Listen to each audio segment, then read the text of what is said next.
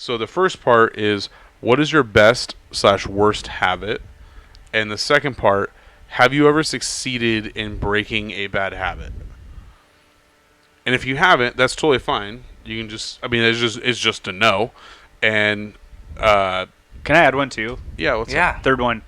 Just what's one today you wish you're struggling with? Well, if you haven't fixed your.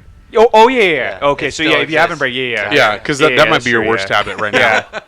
It most Yeah, likely that's still will be. active. Yeah. It's still Yeah, active. Or 'cause like if you you're haven't- working on it, you know? Yeah, or Yeah. because sometimes the worst one is the hardest one to It go just for. I would say Yeah, worst. you're I would just say like- worst Still there a one little might bit. be current. Might need to be current. Like if you have a worst current habit, I'll go. that's I'll your go. go-to. And then First. if you broke one before, you can talk about that one too. I'll go first if All right, you let's guys see it. want. Yeah, let's go, Okay. G. So my worst habit is definitely I have a lot of bad habits, but I would say my worst one is procrastination. Oh, Like just waiting for. I mean, you could use the same one, right? But for me, it's definitely procrastination. It's like I said with my presentation and putting it together. I was like that with school too. Like if I knew I could pull an all-nighter, I kind of just went for it, and it was.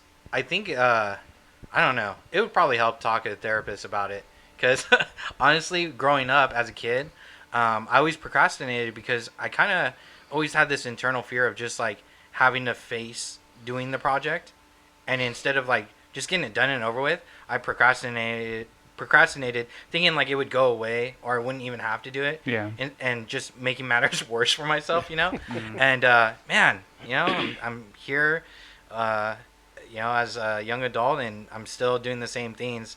But what I'm trying to do to work on it is just be more prepared, be more organized, use the tools I have to keep data clean, and I'm trying to learn to just be better about doing it. So like now that we're in July, I want to start, like my goal is to always try and start at least doing it in the first week, because they'll have us present like mid-month. So start first of the week, get some momentum going, and I feel like once I get over the first hurdle of just committing to do it, then the momentum kind of just kicks in, and then I could kind of phase out portions of getting it done. But I guess my first hurdle is always just like procrastinating and just starting, just get it started, you know. Yeah. So I feel like a lot of get the people ball rolling. I feel like Yeah. that's the procrastination is like the theme of our generation. Oh, absolutely. You know, yeah, it it's gone worse, I think, too, because there's so many things outlets you can choose to distract you from doing that project, you know. I think too, it's like it's not just like work, or it could be work life. Mhm. Some people, if it's all part of your life or it's everything, then I feel like that's a pretty bad habit. But if you have areas where you're just like, man, I'm really passionate about doing this, like, because I've noticed that there's times where I'll procrastinate and it's like, but then in other areas I don't procrastinate, and it's like maybe I'm just really like, I know I don't want to do this, and then like you know, I read, it's so funny that I read a quote actually today about this, and it was like I'm gonna butcher, I think I'll butcher it, but it was like this person's dad said, if you wait till the last minute, you only have to do it in 1 minute. Yeah. Oh, yeah, I've heard that. Like, yeah, so like it's really bad, but in that, but I don't know about you, but like sometimes You I'm like thrive that. off of it. Yeah, the rush.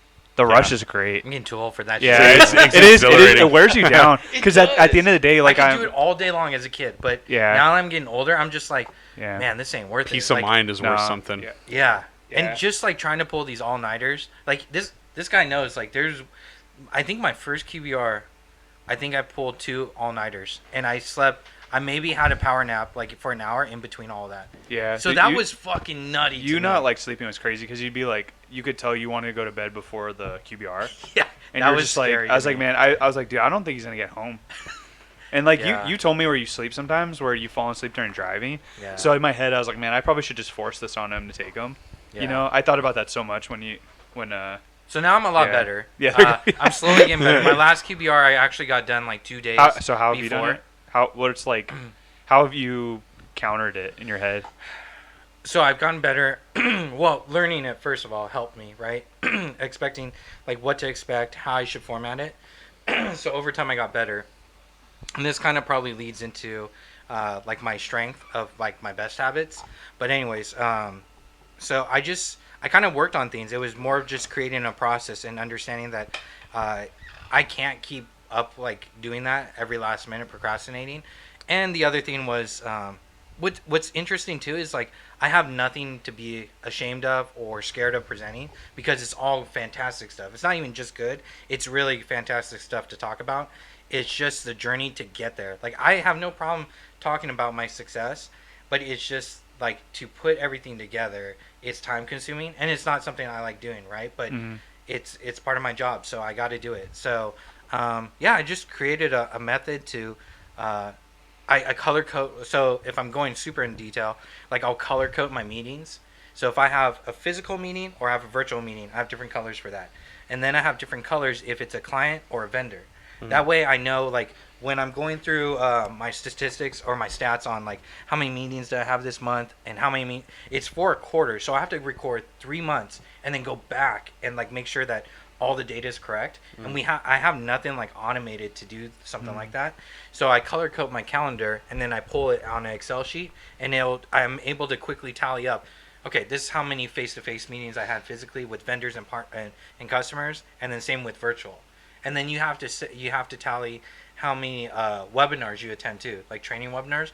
And fuck, we could have 3, 4, 5 even in 1 week. So I have to keep track of all that. So I have a different color for that. So I have a different color if it's a training webinar internally for our company, or if it's externally, because then that counts as interacting with another vendor. So I color code a webinar and I color code a vendor on there too. So it stacks with, like, meeting a vendor face to face, meeting a vendor virtually. It counts as another check off the box for that. So those are some of the things I've done So to making make yourself me more efficient. Yeah, so It's that like a helps little with bit of extra work in the it- moment. Yeah. Leads to to like make, saving right? a ton of extra time, And like later on. stress, and Yeah. stress. So, like, it's changed my world doing that, because before everything was one tone color, and then I started talking to other reps. Beef has helped me too with my process, and people would just recommend what works for them, because I would vent to them and say, like, how much I'm struggling with putting it together, and how it's stressing me out. I'm losing sleep, and people were offering me, like, what their tips are and their tricks are. People who've been in the business 10 years plus. So, and that's the best way I learn as well. So, not taking up too much time. My best habit, I would say, I was going to say communication, but it can definitely be off at times. I would say the ability to take notes. I don't know if I necessarily take good notes, because it's all matter of opinion for people on how they look at notes. But I think my note taking and being, like, building templates and stuff is definitely part of my huge success. Because people will always ask me, like, well, how are you doing, like, these outreaches, and how are you able to reach all these accounts without utilizing the marketing team and their tools? And I tell them my methods. Like, I treat it like fishing for me. You know, when I'm in hunting mode, like, throughout the week, I start my mornings off by, like, going through my account list that I do have personally right now, making sure I'm connected with people on social media. I'm outreaching to them. They can see my feeds. And then after that, I go prospecting. I look in verticals that I sell in. I try and find, like, C-level people, meaning, like, CIOs, any type of a chief title, looking for IT directors, and connecting with them. If they're not in our database and we're not in that account, I'm outreaching to them and I'm throwing a lure. And if they bite, they bite. If they don't, I'm going to keep rebaiting that lure, and one day they'll bite. But I build my connection, and then at the end of the day, I do my follow-ups. So if I connect with someone on LinkedIn, I follow up, like, either the next day or, like, later that afternoon with, like, a follow-up thank you email. Because normally when you connect with people on LinkedIn, you have their contact info. Even if it's just a personal Gmail, I still do that outreach and, like, kind of do a quick elevator pitch through that. Yeah. And then even in the near future, it kind of gives me a reason of, like, to follow up and say, hey, you never told me to fuck off, so here I am again today to try and introduce you to something new or see if I can help fill in a gap. So that's kind of my methodology of, like, just keep on going through that. Throw as many lures, create as many fishing boats as I can through my vendors and partners, and just throw all those lures out there, and eventually something's going to bite. And then all I have to do is reel it in and make sure that the process of, like, cleaning it, maintaining it, selling it on the market, and then giving it to a client, that's pretty much the same process for sales. So that's what I pretty much look at every day when I do my sales, this type of stuff. So taking notes, building the templates, and it makes me more automated. So when I'm doing campaigns, I'll tell a vendor, like, sure, I'll start campaigning on your list for you, like, no problem. I already have a campaign built out for that specific vendor, like, with my own sales pitch of them. So it looks like I put in a lot of time to make this template or write this personal email to the customer, but I only have to change, like, a few things that takes a couple seconds to make it look like I spent an hour on it. So it sounds like